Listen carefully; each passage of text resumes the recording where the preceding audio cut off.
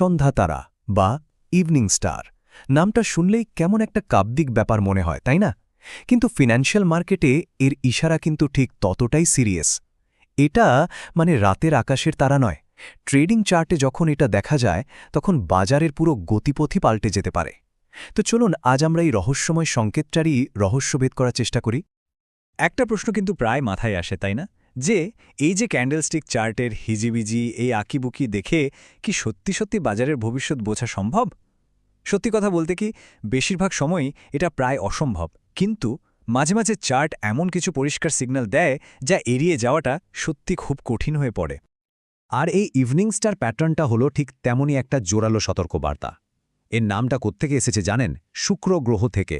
সূর্য ডোবার ঠিক আগে পশ্চিমে যেমন শুক্র গ্রহ দেখা যায়, মনে হয় যেন রাতের অন্ধকারের আগমনী বার্তা দিচ্ছে, ঠিক সেভাবেই বাজারের চার্টে যখন একটা আপট্রেন্ড বা তেজিভাবে শেষে এই প্যাটার্নটা আসে, তখন এটা মন্দার ইঙ্গিত দেয়। তাহলে প্রশ্ন হল, হাজার হাজার ক্যান্ডেলের ভিড়ে এই বিশেষ প্যাটার্নটাকে চিনব কি করে? এর সূত্রটা কি? আচ্ছা চলুন, এর গঠনটাকে একদম ব্যবচ্ছেদ করে দেখা যাক।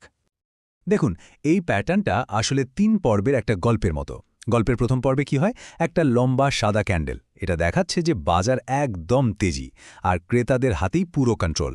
দ্বিতীয় পর্বে মঞ্চে আসে একটা ছোট্ট স্টার বা তারা।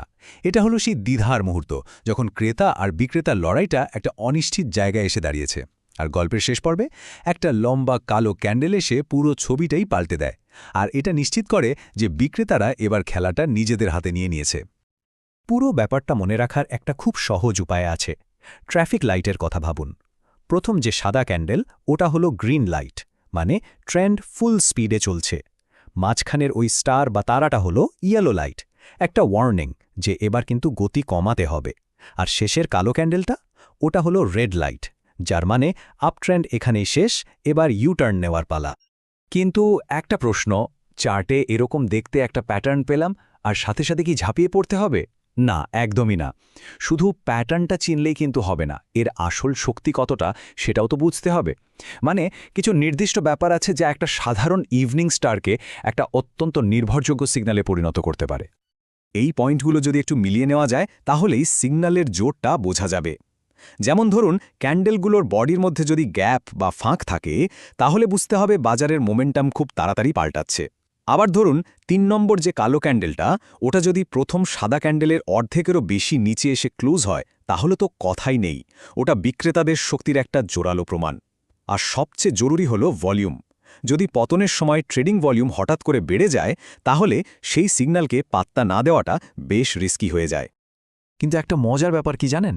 এই যে একটা টেকনিক্যাল প্যাটার্ন, এর পিছনে একটা রক্তক্ষয়ী সামুরাই যুদ্ধের ইতিহাস লুকিয়ে আছে। এটা হয়তো অনেকেই জানেন না। সত্যি বলতে এই টেকনিক্যাল ব্যাখ্যার চেয়েও এর পিছনের গল্পটা অনেক বেশি ইন্টারেস্টিং। হ্যাঁ, ঠিকই। এই প্যাটার্নের নামের পিছনে একটা খুব গভীর মানে আর কয়েকশো বছরের পুরনো একটা গল্প জড়িয়ে আছে। আর এই গল্পটা জানলে বাজারের লড়াইটাকে একদম নতুন একটা দৃষ্টিকোণ থেকে দেখা যায়। প্যাটার্নটার আসল নাম, মানে পুরো নামটা ছিল থ্রি রিভার্স ইভিনিং স্টার, বাংলায় বললে ৩ নদীর সন্ধ্যা তারা। আর এই যে ৩ নদী শব্দটা, এর মধ্যেই কিন্তু লুকিয়ে আছে সেই ঐতিহাসিক যুদ্ধের পুরো কাহিনী। গল্পটা আমাদের নিয়ে যাবে সপ্তদশ শতাব্দীর জাপানে। সেনাপতি নোবুনাগা ওডা, তিনি তখন পুরো জাপানকে এক করার লড়াইয়ে নেমেছেন।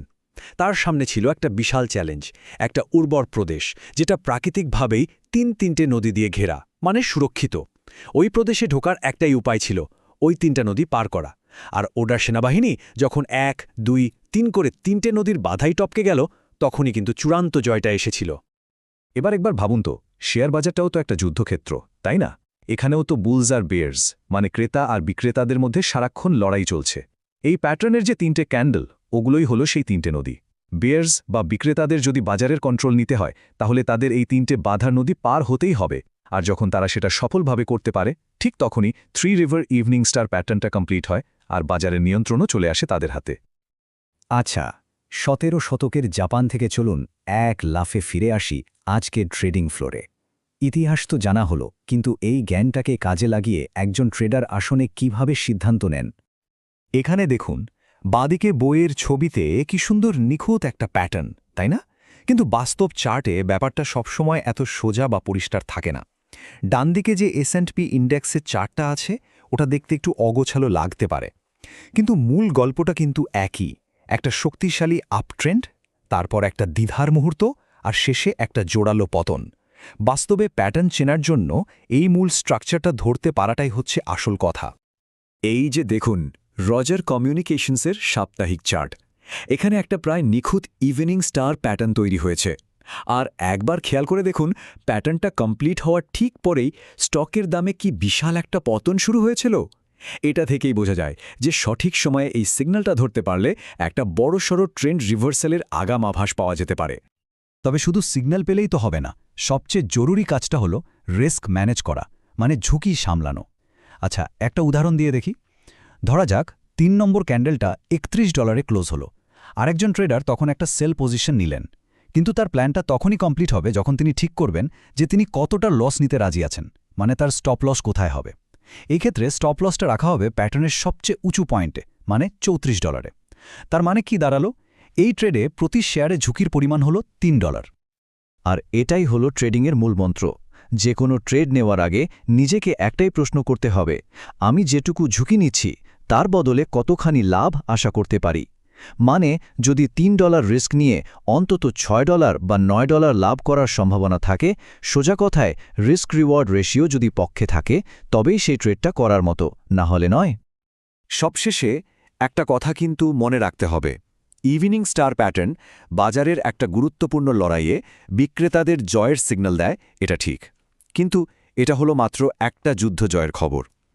পুরো যুদ্ধে, মানে বাজারের বড় ট্রেন্ডে শেষ পর্যন্ত কে জিতবে, ক্রেতা নাকি বিক্রেতা, সেটা বলার জন্য কিন্তু আরও অনেক কিছুর দিকে তাকাতে হয়।